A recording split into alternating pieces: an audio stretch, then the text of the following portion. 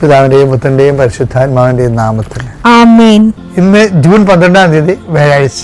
നമുക്ക് പ്രാർത്ഥിക്കാം. അമ്മേ പരിശുദ്ധമ്മേ, അമ്മേ പരിശുദ്ധമ്മേ, ദൈവമാതാവേ, കൃപാസനത്തിലൂടെ ഞങ്ങൾക്കും ഞങ്ങളുടെ ദേശത്തിനും അമ്മ മധ്യസ്ഥം തേടി തന്ന എല്ലാ അനുഗ്രഹങ്ങൾക്കും കൃപകൾക്കും ഞങ്ങളിപ്പോൾ ഹൃദയം നിറഞ്ഞ നന്ദി പറയുന്നു. അമ്മേ പരിശുദ്ധമ്മേ, അമ്മേ പരിശുദ്ധമ്മേ, ദൈവമാതാവേ, 2004 ഡിസംബർ 7 ഉച്ചകഴിഞ്ഞ് 2:30 കൃപാസനത്തിൽ സംഭവിച്ച അമ്മയുടെ പ്രത്യക്ഷപ്പെടലിനെ കുറിച്ച് തിരുസഭയ്ക്ക് സമർപ്പിച്ചിരിക്കുന്ന പഠനരേഖകളുടെ സഭാത്മകമായ പഠനം ആരംഭിക്കുവാൻ ഞങ്ങൾ പ്രാർത്ഥിക്കുന്നു. അമ്മേ പരിശുദ്ധമ്മേ, ഭൂസ്വർലോകങ്ങളുടെ രാജ്ഞിയായ അങ്ങേയ്ക്ക് ഭൗമ സംരക്ഷണത്തിനായി പ്രപഞ്ച പ്രകൃതിയെ തന്നെ തിരുസഭ പ്രതിഷ്ഠിക്കുവാൻ ഈ പ്രത്യക്ഷീകരണം വഴി ഇടയാക്കണമേ. പരിശുദ്ധമ്മേ, ജപമാല മാതാവേ, സകല കൃപാസനം പ്രാർത്ഥനകളോടും ചേർത്ത് ഞങ്ങളിപ്പോൾ പ്രാർത്ഥിക്കുന്ന ഈ കുടുംബത്തിന്റെ പ്രത്യേക നിയോഗം. ഇന്നത്തെ നിയോഗം പറ മക്കളെ.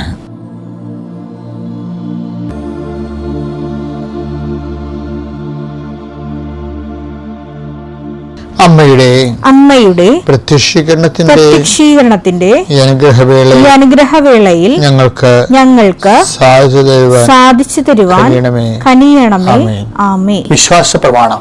സർവശക്തനായ പിതാവും ആകാശത്തിന്റെയും ഭൂമിയുടെയും സൃഷ്ടാവുമായ ദൈവത്തിൽ ഞാൻ വിശ്വസിക്കുന്നു. അവിടുത്തെ ഏകപുത്രനും ഞങ്ങളുടെ കർത്താവുമായ ഈശോമിശിഹായിലും ഞാൻ വിശ്വസിക്കുന്നു.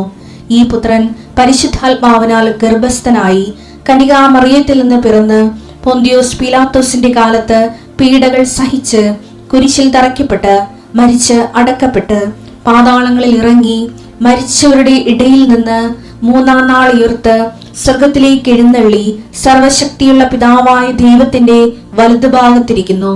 അവിടെ നിന്ന് ജീവിക്കുന്നവരെയും മരിച്ചവരെയും വിധിക്കുവാൻ വരുമെന്നും ഞാൻ വിശ്വസിക്കുന്നു. പരിശുദ്ധാത്മാവിലും ഞാൻ വിശ്വസിക്കുന്നു. വിശുദ്ധ കത്തോലിക്ക സഭയിലും പുണ്യവാന്മാരുടെ ഐക്യത്തിലും പാപങ്ങളുടെ മോചനത്തിലും ശരീരത്തിന്റെ ഉയർപ്പിലും നിത്യമായ ജീവിതത്തിലും ഞാൻ വിശ്വസിക്കുന്നു. ആമേൻ. സ്വർഗ്ഗസ്ഥനായ ഞങ്ങളുടെ പിതാവേ, അങ്ങയുടെ നാമം പൂജിതമാകണമേ. അങ്ങയുടെ രാജ്യം വരണമേ. അങ്ങയുടെ തിരുമനസ് സ്വർഗത്തിലെ പോലെ ഭൂമിയിലും ആകണമേ. അന്നു വേണ്ടുന്ന ആഹാരം ഇന്ന് ഞങ്ങൾക്ക് തരണമേ.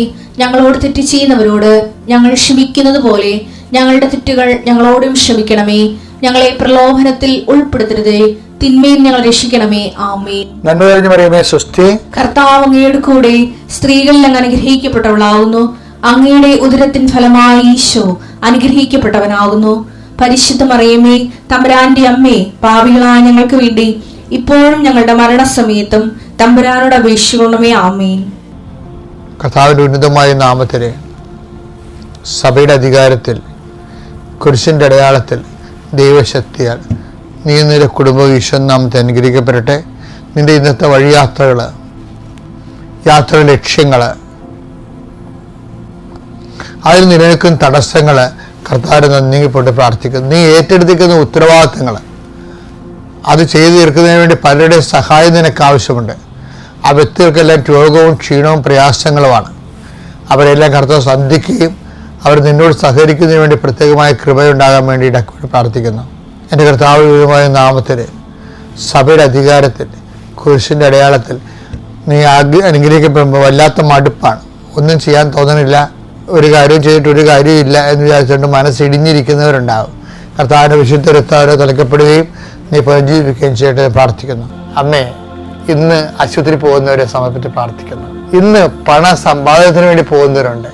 കൊടുക്കാവുന്നും കിട്ടാവുന്നും പറഞ്ഞ പണം വാങ്ങിക്കാൻ പോകുന്നവരുണ്ട്. അവരുടെ ആശങ്ക അവിടെ ചെല്ലുമ്പോൾ അവർ വാക്ക് മാറല്ലേ എന്നായിരിക്കും. കർത്താവ് നീ കൂടെ പോണേ, നിന്റെ ദൂതനെ അയക്കണമെന്ന് പ്രാർത്ഥിക്കുന്നു.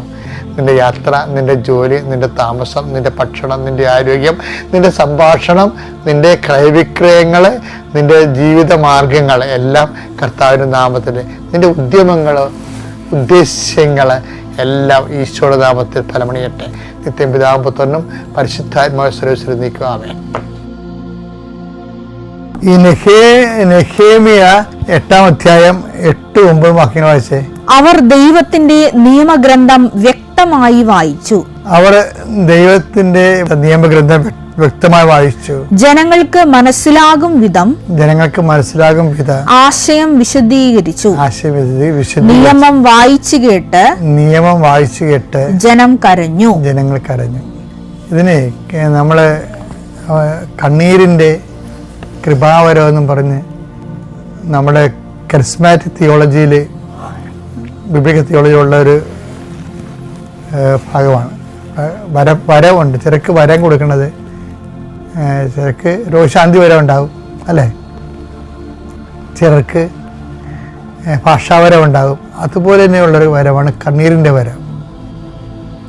കർത്താവിൻ്റെ വചനം കേൾക്കുമ്പോൾ ഞാൻ ഇപ്പോൾ അത് കണ്ണീരിൻ്റെ വരം ഈ ബൈബിൾ വിശ്വസിക്കുന്ന എല്ലാവരും കിട്ടുമെന്ന് തോന്നുന്നു, നല്ലവണ്ണം ദൈവത്തെ സ്നേഹിക്കുന്നു.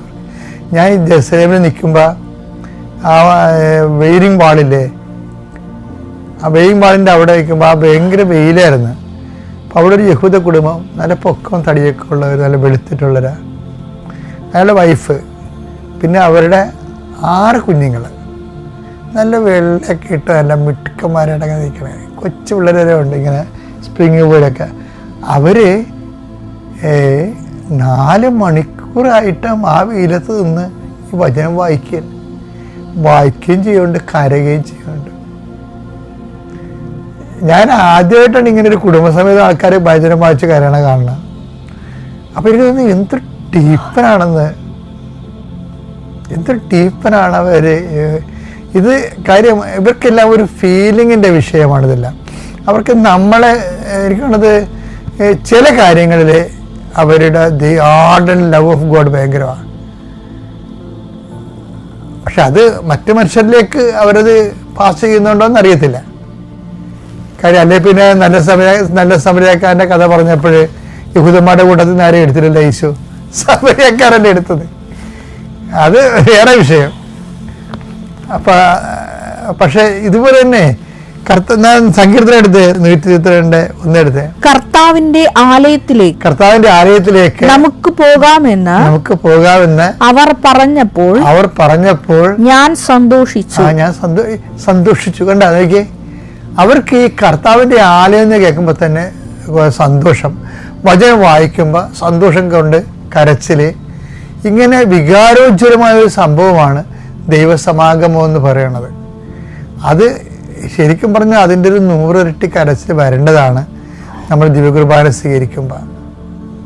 അത് അതിനേക്കാൾ ഭയങ്കരമല്ലേ. അപ്പം അതുകൊണ്ട് നിൻ്റെ ജീവിതത്തിലെ ഈ വൈകാരികമായിട്ട് തന്നെ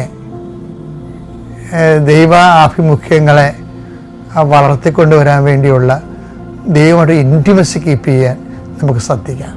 പ്രൈസ് ദി ലോർഡ്.